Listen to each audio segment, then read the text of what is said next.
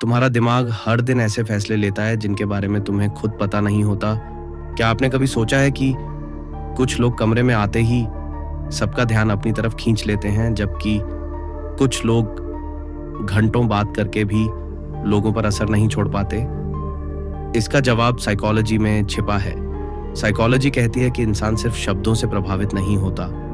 आपकी body language, आपकी आंखों का संपर्क, आपकी आवाज का उतार चढ़ाव और आपका आत्मविश्वास लोगों के दिमाग पर कहीं ज्यादा गहरा असर डालता है। यही कारण है कि कई बार एक साधारण इंसान भी भीड़ में सबसे अलग दिखाई देता है। अब एक सवाल सोचिए, क्यों कुछ बातें हम सालों तक नहीं भूलते, लेकिन कल क्या खाया था यह याद नहीं रहता? इसका कारण यह है कि हमारा दिमाग भावनाओं से जुड़ी यादों को अधिक महत्व देता है।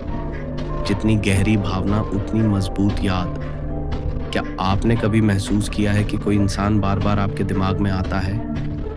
कई लोग इसे कोई रहस्यमयी कनेक्शन समझते हैं, लेकिन अक्सर ऐसा इसलिए होता है क्योंकि आपका दिमाग उस व्यक्ति से जुड़ी अधूरी भावनाओं या यादों को बार बार दोहराता रहता है। एक और दिलचस्प तथ्य, ज्यादातर लोग आपको उतना नोटिस नहीं करते जितना आप सोचते हैं। अगर आप कभी किसी छोटी गलती के बाद शर्मिंदा हुए हैं तो जान लीजिए कि शायद किसी ने उस पर ध्यान भी नहीं दिया होगा। साइकोलॉजी में इसे स्पॉटलाइट इफेक्ट कहा जाता है। रिसर्च यह भी बताती है कि जब कोई व्यक्ति आपका नाम लेकर बात करता है तो आपका दिमाग तुरंत अधिक ध्यान देने लगता है, क्योंकि हर इंसान को अपना नाम सबसे प्रिय शब्दों में से एक लगता है। और क्या आप जानते हैं, लोग अक्सर तथ्यों से नहीं, भावनाओं से फैसले लेते हैं।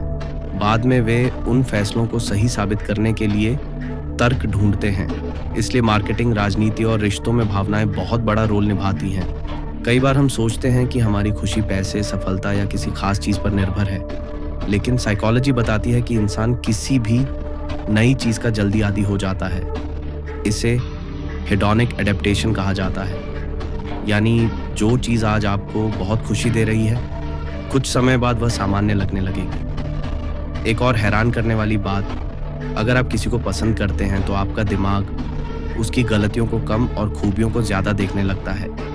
वहीं अगर आप किसी को नापसंद करते हैं तो वही दिमाग उसकी अच्छी बातों को भी नज़रअंदाज कर देता है।